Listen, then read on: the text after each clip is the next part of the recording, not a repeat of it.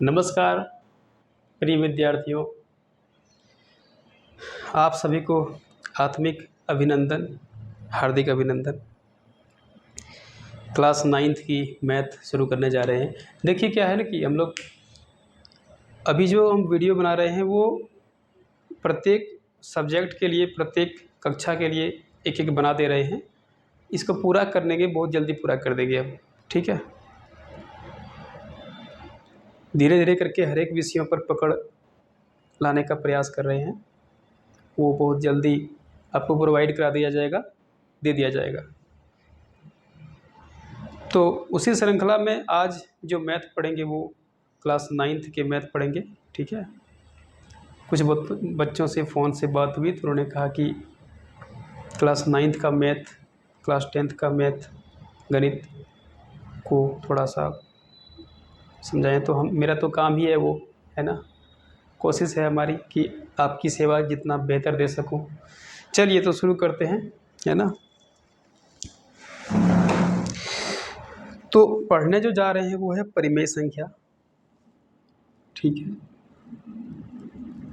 परिमेय संख्या।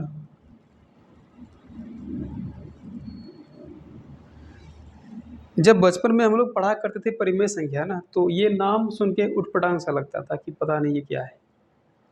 हो सके आपको भी ऐसा लग रहा होगा, है ना। परिमेय संख्या क्या है? परिमेय संख्या को डिफाइन करने के लिए बहुत छोटी सी विधि है जो उस समय नहीं जान पाए थे, लेकिन अब जानना बहुत सरल है। इतनी सरल है तो इस सरलता को समझें। देखिए, मैं जो वीडियो बना रहा हूँ ये आपको केंद्रित करके बना रहा हूँ। मैं ये समझ रहा हूँ कि विद्यार्थी जो ग्रामीण स्तर के होते हैं उनकी क्या कमियाँ हैं, उन्हें क्या समस्याएं होती है, किस किस बिंदु पे समस्याएं होती है।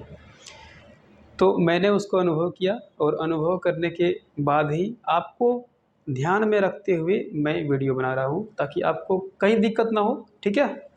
चलिए, परिमेय संख्या। परिमेय संख्या का अर्थ होता है ऐसी संख्या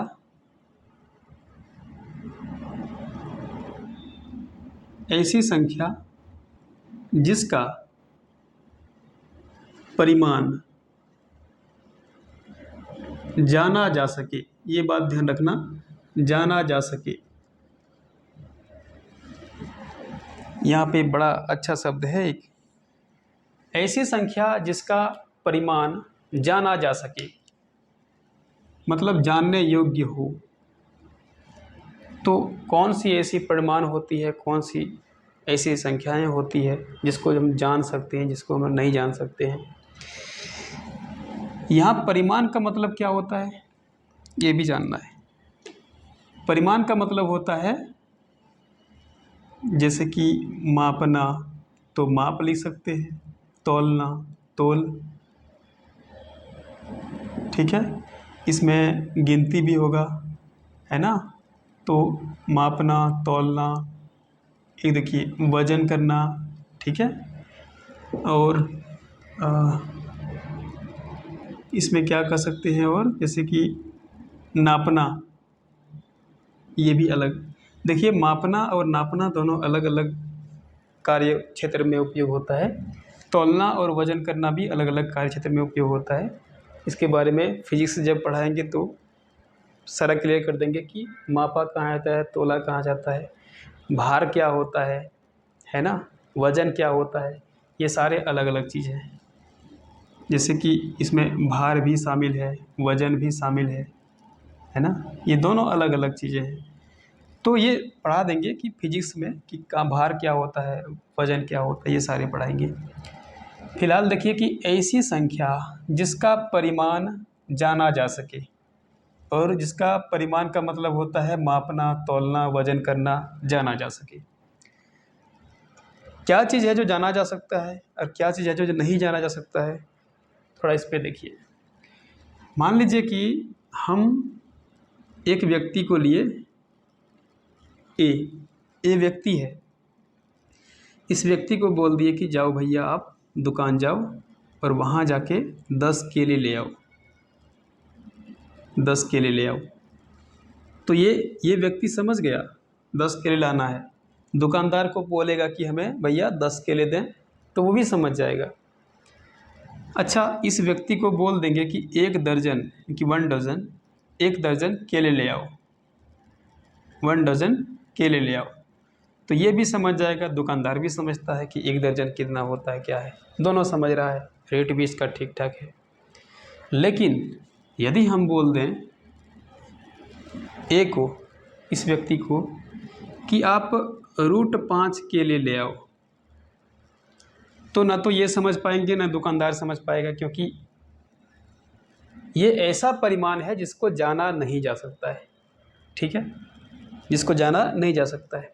अच्छा, मान लीजिए कि ए विद्यार्थी है, ठीक ठाक विद्यार्थी है, जिसने परिमेय संख्या को पढ़ लिया हो, समझ लिया हो, और अगर हम इसको बोलेंगे कि रूट 9 केला ले आओ, ठीक है, तो ये समझ सकता है। क्यों? क्योंकि ये पढ़ा लिखा है, परिमेय संख्या को पता है इनको कि रूट 9 का अर्थ क्या होता है, ये निकाल देगा। रूट 9 बोलने का मतलब होता है 3 केले ले आओ, इनको पता है। तो दुकानदार को ऐसे नहीं बोलेगा कि रूट 9 केला दो, ये बोलेगा कि 3 केला दो। हमने इनको बताया कि रूट 9 केला ले आओ, लेकिन इसका मतलब इन्होंने समझ गए कि रूट 9 का मतलब 3 होता है, तो ये दुकानदार को बोलेंगे कि 3 केले ले आओ। तो यहाँ पे देखिए 3 दुकानदार को समझ में आ गया। अच्छा, दुकानदार को भी थोड़ा सा अगर परिमेय संख्या के बारे में पता होता है ना, तो वो रूट 9 को भी समझ जाता, क्योंकि बच्चे अगर समझ रहे हैं तो दुकानदार भी समझ जाएगा ना, तो ये समझ जाता। तो रूट 9 को जानने योग्य है, रूट 9 का अर्थ 3 होता है, ये भी ठीक ठाक दशा में जानने योग्य है। लेकिन रूट 5 की वैल्यू जो होती है वो जानने योग्य नहीं है, जिसको जाना जा सके उस कैटेगरी में इसको शामिल नहीं कर सकते हैं। ठीक है, फिर देखिए, मान लीजिए कि हम बोल देंगे कि रूट 4 केला ले आओ, तो समझ जाएगा क्या बोल रहा है कि 2 केला ले आओ। अगर बोल देंगे रूट 16 केला ले आओ, तो भी समझ जाएगा कि 4 केले के लाने के बारे में बता रहा है। ऐसे करते करते अगर रूट 81 केले लाने की हम बात करें, तो 81 रूट 81 केले का मतलब कितना केला होता है, 9 केला होता है। ये उनको पता होता है जो परिमेय संख्या को पढ़ा हो, उनको रूट वगैरह सब कुछ पता होता है। अभी सारा क्लियर कर देंगे, फिलहाल ये समझिए। इसका मतलब है कि ऐसी संख्या जिसका परिमाण जाना जा सके उसे क्या बोलते हैं, परिमेय संख्या बोलते हैं, और जिसका परिमाण नहीं जाना जा सके उसे अपरिमेय संख्या बोलते हैं। बहुत साफ है, सीधी सी बात है। ठीक है, किसे बोलते हैं अपरिमेय संख्या, जिसका परिमाण जाना नहीं जा सके, और किसे बोलते हैं परिमेय संख्या, जिसका परिमाण जाना जा सके। सिंपल है। अब चलिए कुछ संख्याएं हम बता रहे हैं फिलहाल के लिए, अभी तो ये मान के चलिए कि शुरुआत ही हुआ है। ठीक है, आपको चयन करना है कि कौन संख्या परिमेय है, कौन संख्या नहीं है।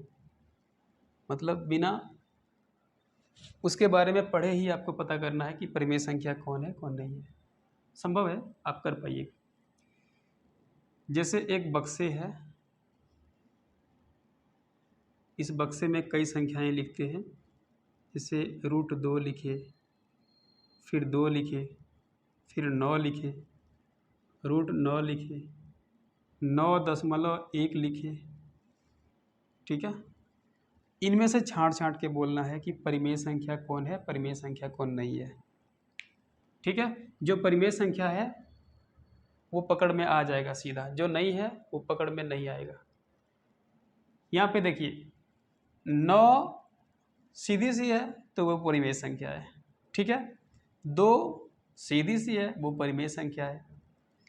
अच्छा, अभी अभी बताए हम रूट 9 का वैल्यू निकलता है 3, ये भी सीधी सी है, क्योंकि जिसका मान सीधा निकल रहा है वो परिमेय संख्या है, तो ये परिमेय संख्या में आएगा। फिर एक देखिए 9.1, ये भी परिमेय संख्या में आएगा। हम बताएंगे आगे कैसे आएगा, क्योंकि ये भी सीधा ही है।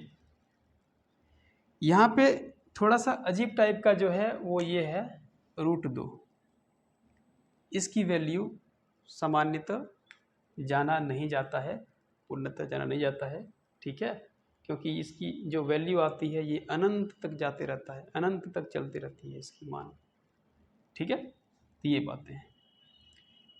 अब देखिए हम शुरू करते हैं शुरुआत से, जहाँ से परिमेय संख्या का पढ़ाई होता है।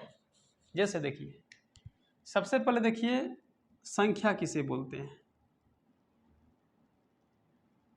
संख्या किसे बोलते हैं, ठीक है। अंक किसे बोलते हैं। ऐसा करिए, बेहतर है कि पहले अंक को समझिए फिर संख्या को समझिएगा, ठीक है। फिर जाके आपको समझना है पूर्णांक किसे बोलते हैं, फिर समझना है धनात्मक पूर्णांक क्या है, ठीक है। फिर समझना है ऋणात्मक पूर्णांक क्या है।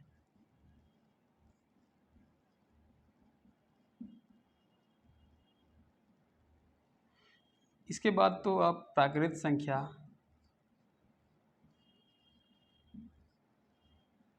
और पूर्ण संख्या ये समझना है, ठीक है। बहुत सिंपल चीज़ है, समझिए। यदि हम बोल देंगे कि अंक किसे बोलते हैं, अंक, तो अंक का सीधी सी मतलब होता है कि 0, 1, 2, 3, 4, 5, 6, 7, 8 और एक 9, ये अंक कहलाता है, ठीक है। जैसे देखिए यदि हम एक, मान लीजिए एक बाइक है, गाड़ी है, टू व्हीलर, उसमें जो नीचे पीछे जो प्लेट होती है वहाँ पे लिखा होता है, 4 अंकों की संख्याएं लिखी होती है। तो मान लीजिए 4201 है, गाड़ी के प्लेट में लिखा हुआ है, तो इसको ऐसे भी कह सकते हैं कि 4201 है ना। इसको 4201 भी कह सकते हैं, 4201 कह सकते हैं, 4201 कहते हैं। लेकिन जब 4201 कहेंगे या 4201 कहेंगे तो हम संख्या बोल रहे हैं, संख्या बोल रहे हैं ना, ये संख्या है।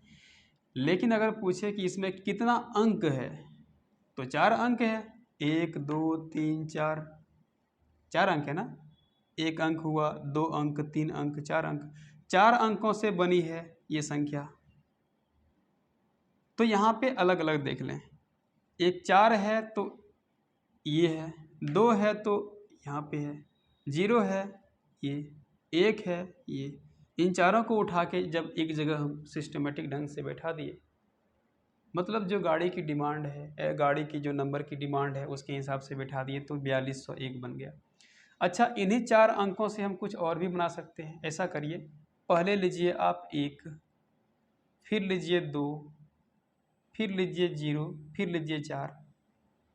अब इन्हीं अंकों से संख्या अलग बन गई, तो ये दोनों क्या हो गया, संख्या हो गया, ठीक है। अब मान लीजिए कि हम 2 अंक से बनाते हैं संख्या, तो 0 और 1 लेंगे तो 1 अपने आप में क्या है, अंक भी है और संख्या भी है। लेकिन अगर ये लेते हैं हम 10, 1 और 0, तो 1 लेंगे बाद में लेंगे 0, तो कितना बन गया, 10 बन गया। पहले 0 लिए फिर 1 लिए तो 1 ही रहा परिमाण। अब 1 लिए फिर बाद में 0 लिए तो 10 बन गया, वैल्यू बढ़ गया, परिमाण बढ़ गया। तो अंक का मतलब क्या होता है, अगर कोई पूछे तो 0, 1, 2, 3, 4, 5, 6, 7, 8, 9, 0 को शामिल करना है, ठीक है। अच्छा, संख्या किसे बोलते हैं, तो इन्हीं अंकों से बनी अंकों के समूह को संख्या कहते हैं, ठीक है। इन्हीं अंकों से बनी अंकों के समूह को संख्या कहते हैं।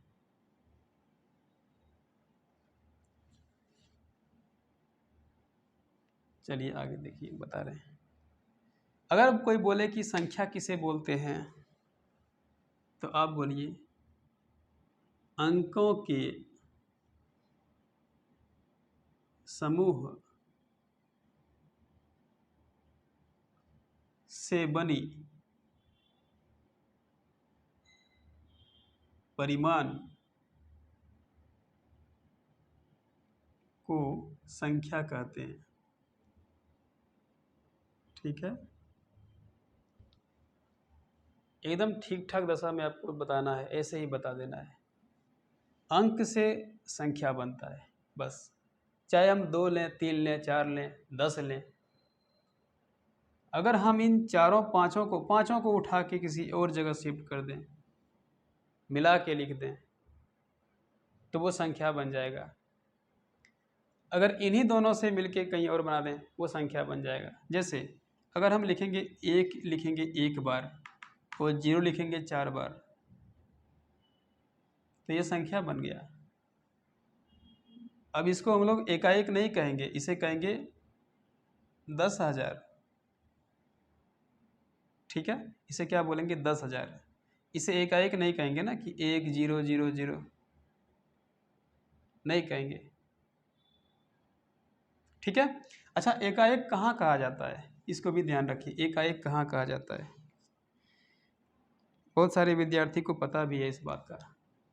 जैसे अगर हम लिखेंगे 4 3 दशमलव ये, तो हम लोग दशमलव के बाद जो आने वाला है अंक है, इसको एकाएक कहेंगे, एक साथ नहीं कहेंगे। जैसे कि 43 नहीं कहेंगे, ये कहना गलत है, नियम के विरुद्ध है। विद्यार्थी तो इसे कहेंगे ही नहीं, विद्यार्थी होने का मतलब होता है सही ज्ञान, शुद्ध ज्ञान। 43.634 अलग अलग कहेंगे, इसे एकाएक कहेंगे। इसे एकाएक कहने का मतलब समझ गए कि 6 3 4 कहना है। ठीक है, जैसे अगर बोलेंगे 0.247, तो ये ठीक हमने कहा, एकाएक कहा 247 247, इसको 247 नहीं कहे ना हमने। पाई का मान जो होता है वो होता है 3.14। कभी ये नहीं कहना कि 3.14, ठीक है, वो कहना 3.14। आपको ये एकाएक कहना है। ये पूरा कर दीजिए, पहले वाला पूरा कर दीजिए। जैसे कि अगर बोलें 630.14, तो 630 कह दीजिए आप पूरा, लेकिन इसको आप एकाएक कहेंगे, अलग अलग 1 4, 14 नहीं 1 4, आपको बोलना है 1 4। तो जब ऐसे दशमलव वाली संख्या हो, तो दशमलव के बाद जो संख्या होता है उसे अंक के हिसाब से कहेंगे एकाएक। समझ में आ गया? चलिए आगे बढ़ते हैं पूर्णांक में। पूर्णांक का मतलब, इसका मतलब ही होता है पूर्ण अंक। संधि विच्छेद करो इसका, तो क्या होगा? पूर्ण अंक। ठीक है, पूर्ण अंक का मतलब होता है पूरा अंक, अधूरा नहीं, पूरा। जैसे यदि हम बोलें 7, तो 7 तो पूरा है, बोल देंगे 9, 9 पूरा है, 100 पूरा है, 58 पूरा है। ठीक है, लेकिन क्या चीज़ होता है जो अधूरा होता है? अधूरा क्या होता है? अधूरा होने का मतलब हो जाता है, जैसे अगर लिखें 0.542 ये अधूरा है। ठीक है, पूर्णांक। तो कुछ चीज़ें पूर्णांक में होती है, ये भी आपको पता होना चाहिए। कुछ चीज़ें जो होती है वो पूर्णांक में होती है। जैसे मान लीजिए हम कहें कि बाजार जाओ और केले ले आओ, तो अभी मार्केट की जो डिमांड है और मार्केट की जो सप्लाई सिस्टम है, वो आपको केले पूर्णांक में देंगे। आप उसे ये नहीं कह सकते हैं कि भैया हमको 3.5 केला दो। ठीक है, कह सकते हैं? नहीं कह सकते। उसे नहीं कह सकते हैं कि हमको 2.5 केला दो, क्योंकि केले को वो तोड़ के तो देगा नहीं, तोड़ के तो नहीं देगा ना। अभी मार्केट की सिस्टम जो है वो है ऐसा। हो सके किसी अन्य जगह में तोड़ के भी देता होगा, लेकिन वर्तमान की हालत ये है कि केले आपको पूर्णतः मिलेगा, पूरा ही मिलेगा। तो इस मामले में पूर्णांक का प्रयोग होता है। अब जैसे मान लीजिए कि एक स्कूल है, इसमें विद्यार्थी बैठे हैं, पढ़ रहे हैं, तो हम ये नहीं कह सकते कि इसमें 5.5 विद्यार्थी है कितना? 6 विद्यार्थी। इसे हम लोग 6 विद्यार्थी कह सकते हैं। इसे ये कह सकते हैं कि 3 अलग है, 3 अलग है, अलग अलग पंक्ति में बैठा हुआ है, लेकिन ये जो 3 और 3 होगा, ये भी पूर्ण ही है, पूर्ण संख्या है। हम लोग इसे नहीं बांट सकते हैं ना, कि नहीं 3 3 में छोड़ो, इसको ऐसे कर दो कि 1 कर दो 4.5, 1 में कर दो 1.5, कि 4.5 विद्यार्थी एक तरफ है, 1.5 विद्यार्थी एक तरफ है। नहीं कर सकते, क्योंकि विद्यार्थी को थोड़ी आधा करा जा सकता है, या तो विद्यार्थी पूरा होता है, मनुष्य तो पूरा होता है ना, आदमी पूरा ही होता है। जैसे मान लीजिए कि आदमी छोटा बड़ा हो सकता है, लेकिन एक व्यक्ति अपने आप में पूरा सिस्टम है, पूरी प्रणाली है। एक व्यक्ति बड़ा हो सकता है, हाइट में लंबा हो सकता है, एक व्यक्ति छोटा हो सकता है ना, हाइट में इसकी ऊंचाई कम हो सकती है। लेकिन हम ये नहीं कह सकते हैं कि A is equal to 2B, नहीं कह सकते हैं कि A व्यक्ति का आधा है ये, है ना। अब वजन में हो सकता है कि ये इसकी तुलना में ये 2 गुने वजन का हो, या ये जो है इसकी तुलना में ये आधे वजन की हो, तो ये अलग बात है। लेकिन अगर व्यक्ति की संख्या गिने, ये दोनों कितना है, तो 2 व्यक्ति होगा, तो व्यक्ति की संख्या भी हम पूर्णांक में ज्ञात करते हैं। ठीक है, कुछ चीज़ें होती है ऐसे। जैसे फिर बताएं, हाइट को कभी माइनस में आप माप नहीं सकते, लंबाई को माइनस में आप माप नहीं सकते। आप देखिएगा कि ये जो बता रहे हैं ये कितने काम आएगा, 9th और 10th में बहुत काम आएगा, इसका जगह जगह पे काम आ जाता है इस बात की समझ। क्योंकि जब उत्तर मिलेगा, जब आप मैथ का क्वेश्चन को सॉल्व करेंगे तो आंसर मिलेगा, और आंसर जब मिलेगा तो कुछ इस टाइप का मिलेगा, आपको समझ नहीं आया कि ऐसा क्यों आया है। आप आंसर लाएंगे 5.43, और वहाँ पे आंसर में मिलेगा सिर्फ 5, तो आप कन्फ्यूज हो जाएंगे कि 4 3 गया कहाँ। 4 3 गया नहीं है, वो पूर्णांक की संख्या को दिखा रहा है, तो इसलिए वो 5 लिखा है। वो यही बताना चाह रहा है कि पूर्णांक कभी दशमलव में नहीं होता है। ठीक है, वैसे ही लंबाई जो होती है, लंबाई कभी माइनस में नहीं होती है, माइनस में नहीं होती है। नहीं का मतलब नहीं होती है। जैसे अगर बोलें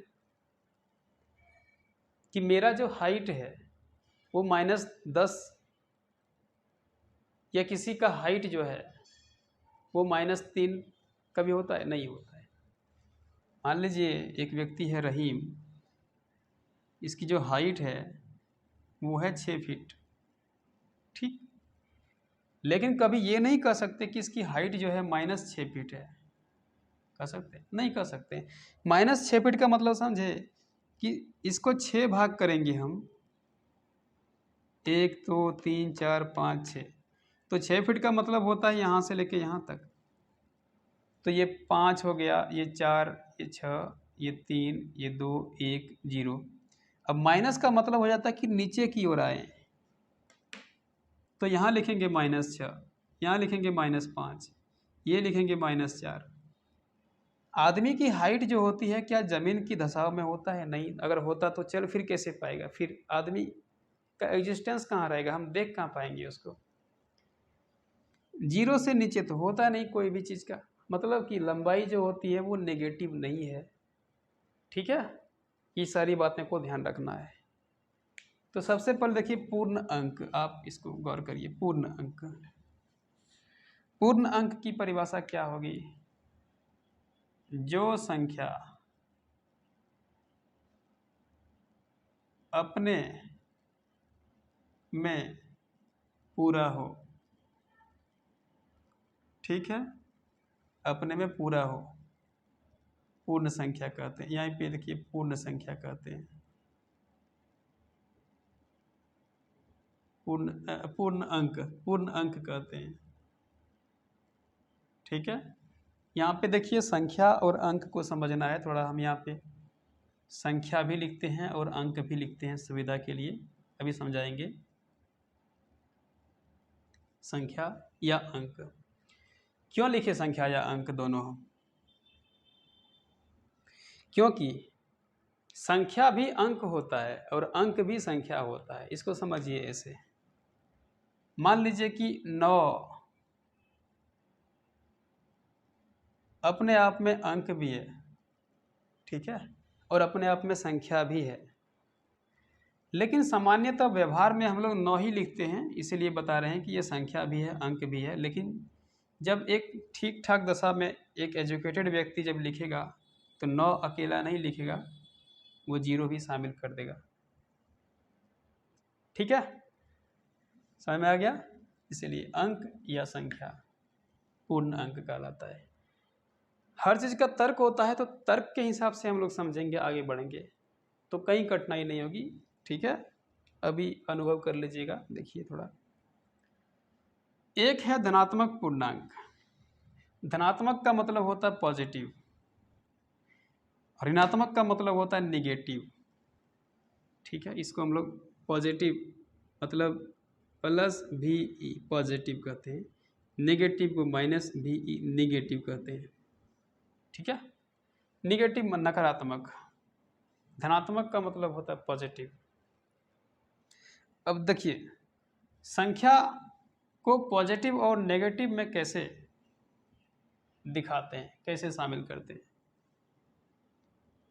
एक रेखा खींचिए हम, लाइन, ये लाइन है, ठीक है।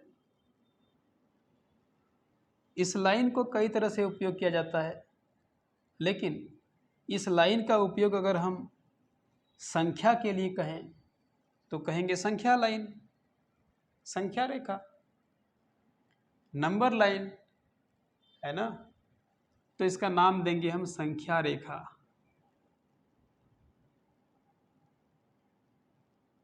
संख्या रेखा, क्योंकि इस रेखा में संख्या लिखेंगे इसलिए संख्या रेखा है, नहीं तो रेखा अलग होती है।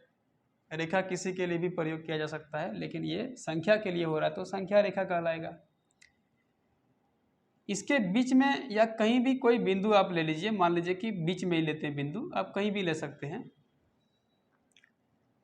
और समान परिमाण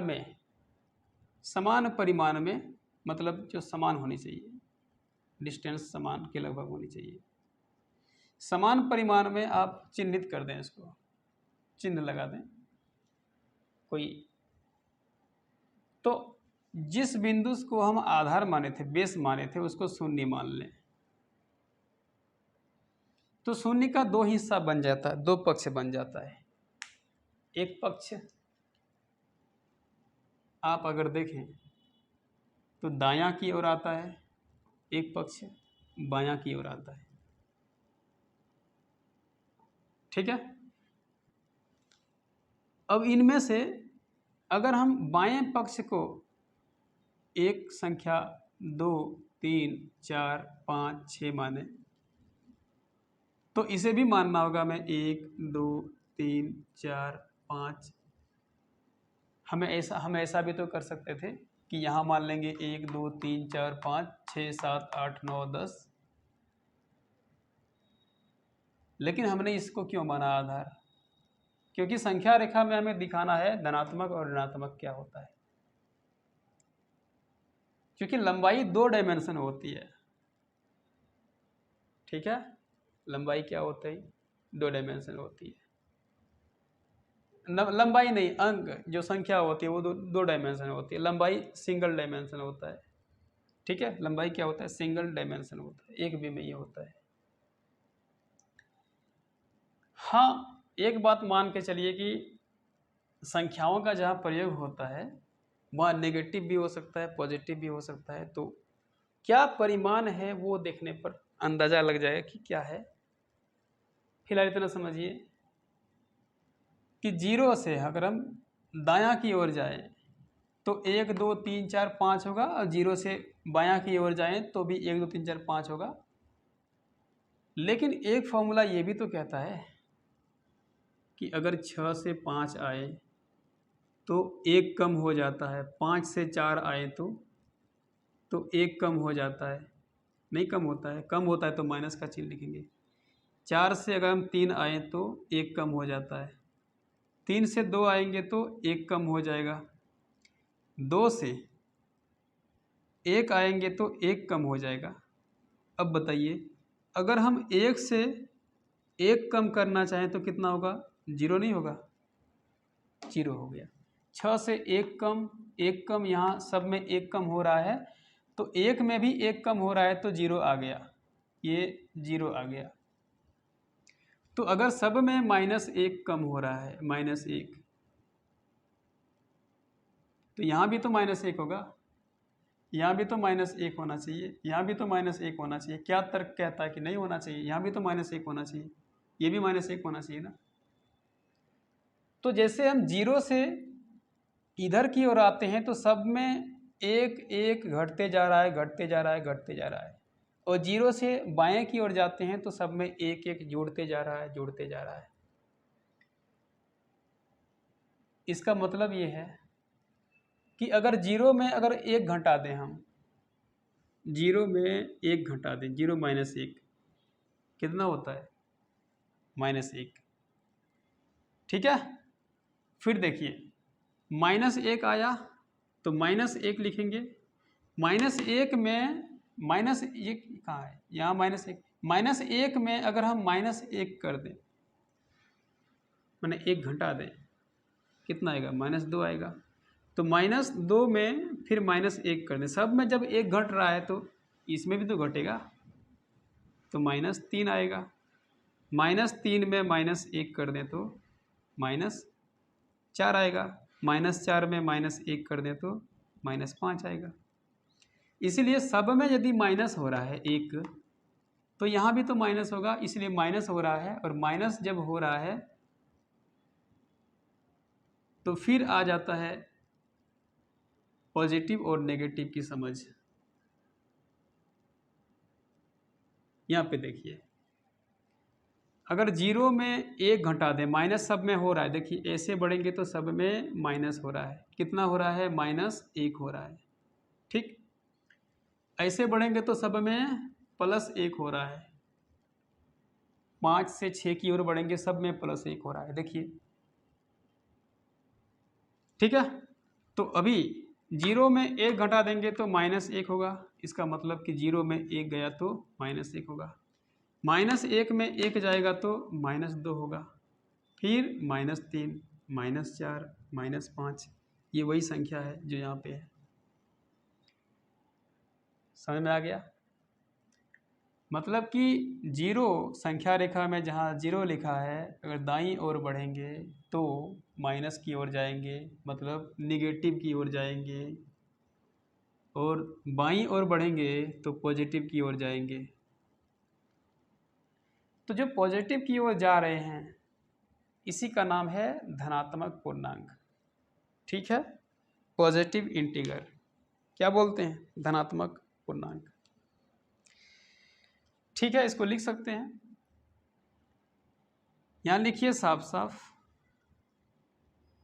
कि 1 2 3 4 5 6 7 ऐसे करते करते जितने भी संख्याएं आती है वो क्या है? धनात्मक पूर्णांक। ठीक है, धनात्मक पूर्णांक।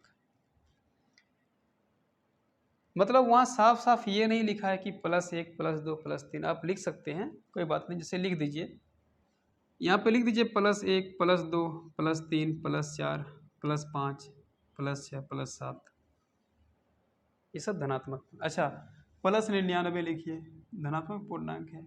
ऐसे आगे बढ़ते जाएगा तो जितने भी संख्या या अंक होंगे वो प्लस में होंगे। ठीक है।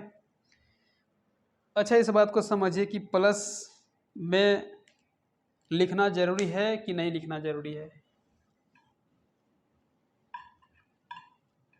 एक एग्जाम्पल लेते हैं। जैसे आप 100 रुपये के नोट देखे होंगे, नोट रहता है, यहाँ लिखा होता है 100 रुपये, गांधी जी का फोटो रहता है यहाँ पे, है ना। यहाँ पे कुछ और कहीं ना कहीं भारतीय स्मारक या भारतीय धरोहर से जुड़े होते हैं कोई चिन्ह, जैसे कि हो सके अशोक का स्तंभ हो सके कोई मीनार हो सके कोई पुरातत्व सामग्री हो, है ना, हो सके कोई राष्ट्रीय स्मारक हो, लेकिन रहता है। तो 100 रुपये का ये नोट है। एक नोट आप देखे होंगे 10 रुपये का नोट, बिल्कुल कहने की बात ही नहीं है, आपके जेब में मर्राता होगा अभी पैसे 10 रुपये। तो एक बात मानिए कि 10 रुपये के नोट में बहुत कुछ नहीं लिखा होता है कि ये +10 रुपये का नोट है, -10 रुपये का नोट, ये सब लिखा नहीं होता है। लेकिन आपको विद्यार्थी होने के नाते एक बात समझना होगा कि 10 का मतलब हो जाता है कि इसमें प्लस मौजूद है, भले ही वहाँ लिखा हुआ ना हो, लेकिन प्लस मौजूद है। 100 रुपये का मतलब होता है प्लस मौजूद है, शामिल है। 500 रुपये की नोट में +500 शामिल है। ठीक है। इसका मतलब है कि नोट में तो लिखा नहीं है, लेकिन आपको मानना पड़ेगा कि ये पॉजिटिव है, ये धनात्मक पूर्णांक है। क्या है? धनात्मक पूर्णांक है। समझ में आया कि नहीं? क्या है? ये धनात्मक पूर्णांक है। वहाँ पे लिखा नहीं होता है, लेकिन आपको पता करना होगा, एज ए स्टूडेंट आपको जानना होगा कि वो पॉजिटिव इंटीगर है, धनात्मक पूर्णांक है। ठीक है। अच्छा, इसी अंतराल में हम थोड़ा सा बताना चाह रहे हैं कि कोई संख्या जैसे वो छुपा हुआ है, और क्या क्या छुपा रहता है। छुपा रुस्तम क्या क्या है वो देखिए। जैसे कि 10 रुपये के नोट में छुपा रहता है बहुत कुछ। क्या क्या रहता है? एक तो अभी आप जाने कि 10 रुपये के नोट में प्लस छुपा रहता है, ये आप जान गए। लेकिन और भी छुपा रहता है, बहुत कुछ चीज़ें जो होती है वो छुपा रहता है। इसको समझिए क्या क्या छुपा रहता है। एक तो प्लस रहता है, फिर नीचे 1 रहता है, एक मतलब अंश में रह जाएगा 10, हर में क्या हो जाएगा 1। अच्छा, पावर में रहता है 1, कोई भी संख्या में ये सब ऑटोमेटिक छुपा रहता है। गुना में रहता है 1, ये रहता है छुपा हुआ। ठीक है ना, छुपा हुआ रहता है। जैसे किसी व्यक्ति में देखिएगा कि बहुत सारे गुणधर्म छुपा हुआ रहता है, दिखता सिर्फ वही है, लेकिन भीतर बहुत कुछ रहता है। उस भीतर का उपयोग होता है बाद में काम आएगा वो। वैसे ही ये 10, इसमें बहुत कुछ छुपा हुआ, ये सब सारा काम आएगा। बस सीख लो इतना कि किसी भी संख्या में ये सब छुपा हुआ रहता है।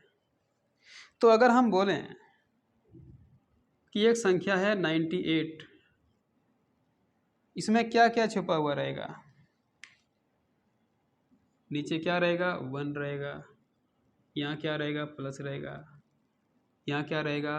गुना 1 रहेगा, पावर में क्या रहेगा? 1 रहेगा। अगर कोई संख्या सिर्फ 98 लिखा है तो समझिए कि वहाँ पे इन सब छुपे हुए रूप में मौजूद हैं। ठीक है। जब क्लास 8 में जब मैथ बनाओगे तो देखना, कॉमन लिया जाता है इन सब चीज़ों का। मान लीजिए कि एक में x है, एक में 2y है, तो सब में कॉमन है एक, आप एक को बाहर कर सकते हैं, एक सब में मौजूद रहता है। एक x, क्योंकि x एक x होता है, और 2y एक 2y होता है। आप एक को बाहर कर सकते हैं, ये कॉमन है, छुपा हुआ है ये। आप जब मैथ बनाते होंगे इस अलजेब्रा के मैथ, तो वहाँ पे इसका प्रयोग किए होंगे कि जहाँ कॉमन नहीं होता है वहाँ पे एक होता है, जिसके पास कोई नहीं उसके पास एक संख्या में, जैसे व्यक्ति में जिसका कोई नहीं होता है उसका खुदा होता है, वैसे किसी भी संख्या में एक छिपा हुआ रहता है। तो ये पता हो गया। आप धनात्मक पूर्णांक को समझ गए जिसमें पॉजिटिव होता है। ठीक, जानना है ऋणात्मक पूर्णांक को। तो बताइए ऋणात्मक पूर्णांक किसे बोलते हैं? आप इस ओर चलें तो क्या है, ऋणात्मक है, तो जो भी है वो शामिल कर दीजिए। -1 हो जाएगा, -2 हो जाएगा, -3, -4, -5, -6, -7, ऐसे करते करते अनंत तक आप जा सकते हैं, इनफाइनाइट तक जा सकते हैं। वो क्या है, ऋणात्मक पूर्णांक है। ऋण का मतलब माइनस, धन का मतलब प्लस। संख्या लिखा हो माइनस लगा हो समझो ऋणात्मक है, और संख्या लिखा हो प्लस लिखा हो समझो धनात्मक है, और प्लस नहीं लिखा हो समझो फिर भी धनात्मक है। इसका मतलब एक है कि एक संख्या 100 लिखा है, इसमें अगर प्लस नहीं लिखा है फिर भी क्या है, धनात्मक है, और प्लस 100 लिखा है फिर भी क्या है, धनात्मक है। लेकिन यदि -100 लिखा हो तो धनात्मक नहीं है, क्या है ये, ऋणात्मक, निगेटिव। मतलब ऋणात्मक जहाँ होगा वहाँ माइनस लिखेगा, लिखने वाला लिखेगा, चाहे किताब हो, चाहे टीचर हो, चाहे गणित हो, चाहे व्यवहारिक मैथ हो, अंक गणित हो, वहाँ पे लिखा हुआ रहेगा। ठीक है, अभी क्लास 9th का हिसाब सारा हल करेंगे। लेकिन एक आपको समझना है, किसी भी बिंदु को छोड़ना नहीं है, बढ़िया से समझना है, गहराई से समझना है। आपने अंक को समझ लिया, किसे बोलते हैं अंक, 0, 1, 2, 3, 4, 5, 6 से लेके 9 तक, इसको अंक बोलते हैं। इसमें 10 शामिल नहीं करना, एक बात बता दें, इसमें 10 शामिल नहीं करना, 11 शामिल नहीं करना, ये नहीं करना शामिल, बस 9 तक होता है, इसलिए इस बात को ध्यान रखिए। ठीक है, अंक 0 से लेके 9 तक अलग अलग बोलना है, एकाएक बोलना है, वो अंक है। अच्छा, संख्या किसे बोलते हैं, अंकों के समूह से बनी परिमाण को संख्या बोलते हैं। अच्छा, समूह का मतलब क्या होता है, समूह का मतलब एक से अधिक। ठीक है, एक नहीं शामिल है, बस 2, 3, 4, 5 हो जाए समूह बन गया। एक से जहाँ ज़्यादा हो गया समूह बन गया। ठीक है, समूह बन गया।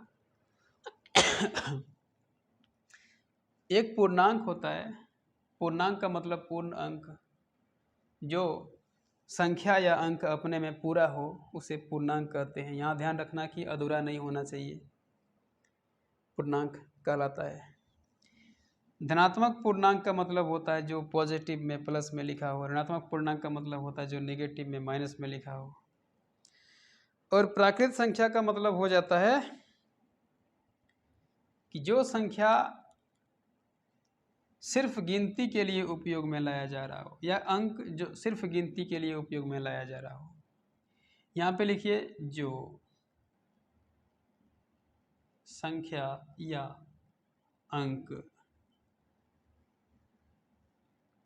गिनती के लिए उपयोग में लाया जाता हो। ठीक है, उसे क्या बोलते हैं, प्राकृत संख्या बोलते हैं।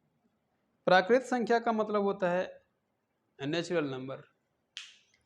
ये शब्द कहाँ से इसकी व्युत्पत्ति हुई, इसको प्राकृत क्यों कहा गया? देखिए, नेचुरल का मतलब होता है प्राकृत, और प्राकृत का मतलब होता है जो विद्यमान था, गिनती के मामले में जो विद्यमान था। अब देखिए, पहले के ज़माने में जो लोग थे वो गिनती करते थे, और गिनती में 0 शामिल नहीं था, या उसको वैसे नहीं समझो, वो तो थोड़ा लंबा बात है। इसको समझिए कि अगर हम गिनती करना चाह रहे हैं,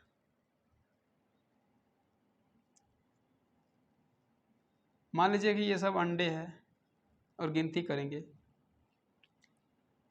तो कभी इसकी शुरुआत हम नहीं कहेंगे 0 1 अंडा 2 अंडा 3 अंडा 4 अंडा। इसको गिनेंगे ऐसे 1 अंडा 2 अंडा 3 अंडा, ऐसे करते करते गिनेंगे। मतलब हम कभी ये नहीं कहेंगे कि ये 0 अंडा है। गिनती की संख्या ऐसे होती है, 1 से शुरू होता है। जैसे आप नहाने गए, 11 विद्यार्थी, तालाब है यहाँ पे नहा रहे हैं, 11 विद्यार्थी हैं। तो आप जब गिनेंगे तो कितना विद्यार्थी होगा? 11 विद्यार्थी होगा। आप ऐसे गिनेंगे ना कि 1 2 3 4, खुद को भी गिन लेंगे तो 11 विद्यार्थी हो जाएगा। खुद को नहीं गिनेंगे तो 10 विद्यार्थी रहेंगे, है ना। लेकिन तालाब जब नहाने जाओ, गहरी तालाब हो, तो खुद को भी गिन लिया करो। खुद को गिनना भूल जाइएगा, खुद को गिनती करना भूल जाइएगा तो फिर दिक्कत हो जाएगी, घट जाइएगा एक, जबकि असल में घटेगा नहीं। तो गिनती कहाँ से करते हैं? 1 से करते हैं। तो जो संख्या या अंक गिनती के लिए उपयोग में लाया जाता हो, इसका मतलब ही है कि जिसे हम गिनती ऐसे करते हैं 1 2 3 4, ऐसे करते करते, ठीक है। मतलब कि प्राकृत संख्या यदि बोले क्या है, तो बोल देना सीधा 1 2 3 4 5 6 7 8। अंत में बचता है पूर्ण संख्या। पूर्ण संख्या का मतलब होता है प्राकृत संख्या में 0 जोड़ दो बस, मतलब 0 प्लस प्राकृत संख्या। मतलब 0 जोड़ना है, जोड़ना का मतलब शामिल करना है प्राकृत संख्या, ठीक है। 0 शामिल कर दो प्राकृत संख्या में, तो क्या बन जाएगा? पूर्ण संख्या बन जाएगा, होल नंबर बन जाएगा। 0 को शामिल कर दो, 0 1 2 3 4 5 6 7 8, ऐसे करते करते, ठीक है। इतना कुछ होने के बाद अब हम लोग पढ़ेंगे परिमेय संख्या क्या है और अपरिमेय संख्या क्या है। थोड़ी सी झलक हम पहले दिए थे। ये सब परिमेय संख्या को समझाने के लिए हम बता रहे हैं, क्योंकि परिमेय संख्या में ये सारा काम आएगा, ठीक है। ये सारा काम आएगा। तो शुरू करते हैं, इसको मिटा देते हैं। ध्यान रखना, ये सब चीज़ नोट डाउन कर लेना। हम इसको मिटा रहे हैं, वीडियो पॉज करके नोट डाउन कर लेना, बहुत छोटी सी चीज़ है, ठीक है। ध्यान रखना।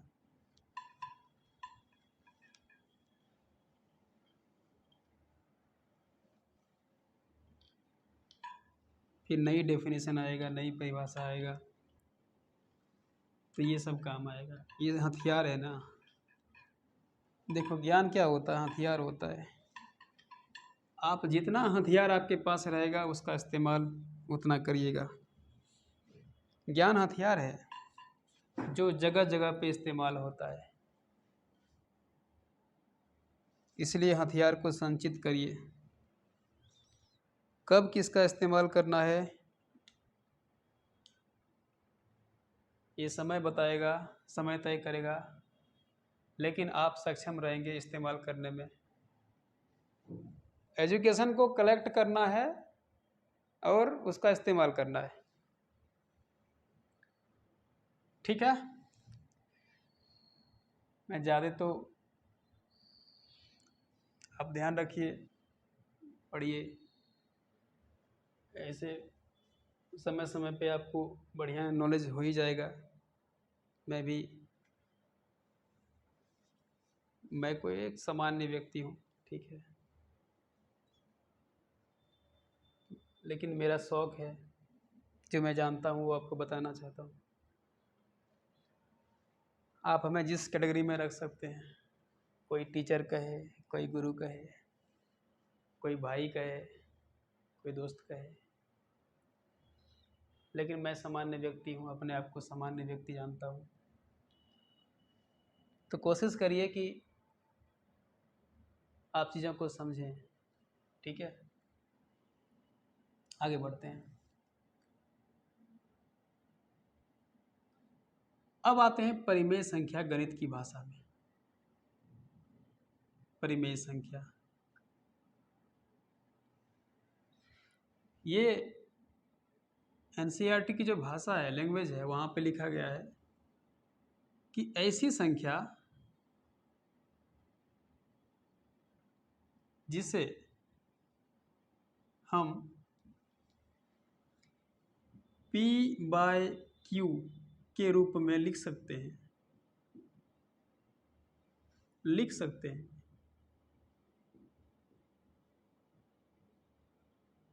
ठीक है। ऐसी संख्या जिसे हम P बाय Q के रूप में लिख सकते हैं, जहां, फिर लिखा है, देखिए कितना लिखा है कि जहां Q 0 नहीं होना चाहिए। ठीक है, Q 0 नहीं होना चाहिए। देखिए हम बराबर को काट दिए हैं, इसका मतलब बराबर नहीं है। जैसे 4 बराबर 8 है क्या? नहीं है ना। तो 4 बराबर 8 नहीं है। अगर हम बराबर को रहने देंगे तब तो कोई भी कन्फ्यूज आ जाएगा ना कि अभी 4 बराबर 8 कैसे हो सकता है। इसलिए हम यहाँ लिख देंगे नहीं है, काट दिए इसको। तो Q बराबर 0 नहीं होना चाहिए। सिंपल सा इसका कहना है कि P कुछ भी रहे, Q कुछ भी रहे चलेगा, लेकिन Q सिर्फ 0 नहीं होना चाहिए। बस इनका इतना ही कहना है, इसीलिए इतनी लंबी चौड़ी बात लिखी है। ऐसी संख्या जिसे हम P बटे Q के रूप में लिख सकते हैं जहां Q 0 नहीं है, Q is not equal to 0। ठीक है, ब्रैकेट में लिखते हैं Q बराबर 0 नहीं होना चाहिए। इसका मतलब क्या है? इसका मतलब है कि बाकी सब कुछ हो जाए चलेगा, सिर्फ 0 नहीं होना चाहिए। इसी बात तो जोर दे रहा है यहाँ पे, सिर्फ इसी बात का जोर दे रहा है, बहुत जोर लगा के बोल रहा है इस बात को कि सिर्फ Q नहीं होना चाहिए, बाकी चलेगा सब कुछ। इसका मतलब क्या चलेगा? देखिए, यदि हम P बटे Q को मान लें, P के जगह हम 2 दें और Q के जगह 3 दें तो चलेगा। यहाँ बोला है सिर्फ कि P और Q कुछ भी रहेगा चलेगा, लेकिन सिर्फ Q के जगह 0 नहीं होना चाहिए। यहाँ पे 3 है, अब तो ये चलेगा। हाँ जी, बिल्कुल चलेगा। अगर लिखेंगे 4 बटे 2 तो चलेगा, एकदम चलेगा। 2 है सर, Q कहाँ है? 2 है, मतलब 0 कहाँ है? 2 है। लेकिन 4 बटे 0 लिखेंगे, अब ये चलेगा? ये परिमेय संख्या है? बताओ, परिमेय संख्या है? देखिए पढ़िए इसको। ऐसी संख्या जिसे हम P बटे Q के रूप में लिख सकते हैं जहाँ Q 0 नहीं होना चाहिए। यहाँ Q के जगह, मतलब Q हर में है, ये अंश P में है, हर Q में है, तो Q जहाँ है वहाँ पे 0 है ना। यहाँ क्या बोल रहा है कि 0 नहीं होना चाहिए। अब ये 0 है तो इसे क्या बोलोगे? तो परिमेय संख्या जिसे कहा गया वो ये नहीं है। ठीक है। अच्छा, अगर हम ऐसे लिखेंगे 4 बटे 1, बताओ है परिमेय संख्या? हाँ है, क्योंकि नीचे 1 है, 0 नहीं है ना। सिंपल सा मेथड है, समझ गए? चलिए आगे देखिए। अगर हम लिखेंगे 19, अगर हम लिखेंगे 20, अगर हम लिखेंगे 22, ये परिमेय संख्या है? तो आप कहेंगे कि सर आप तो अजीब बात बोलते हैं कि P बटे Q के रूप में होना चाहिए था, यहाँ तो अकेले सिर्फ P दिख रहा है, Q है ही नहीं। इसलिए हमने थोड़ा पहले बताया कि वो जो हम बताए थे कि किसी भी संख्या में 10 रुपये के नोट में बहुत कुछ छुपा रहता है। क्या रहता है छुपा हुआ 10 रुपये के नोट में? हम बताए थे कि एक रहता है प्लस छुपा हुआ, नीचे रहता है 1, गुना में रहता है 1, पावर में रहता है 1। तो जब 10 में हो सकता है ये सब, तो 19 में भी तो हो सकता है ना।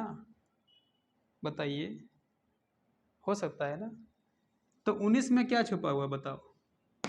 नीचे 1 है, बाकी सब तो है ही, उसकी ज़रूरत बाद में पड़ेगी, अभी नहीं। 20 में क्या छुपा हुआ है? 20 में भी 1 है, नहीं छुपा हुआ है। एकदम। 22 में क्या छुपा हुआ है? यहाँ भी 1 छुपा हुआ है। अब फॉर्मूले पे आइए। ऐसी संख्या जिसे हम P/Q के रूप में लिख सकते हैं, यहाँ P/Q के रूप में लिख सकते हैं, लिखा गया है, नहीं लिखा गया है, लिखा गया है ना। जहाँ Q 0 नहीं होना चाहिए, यहाँ Q 0 है क्या? नहीं है। कितना है? 1 है।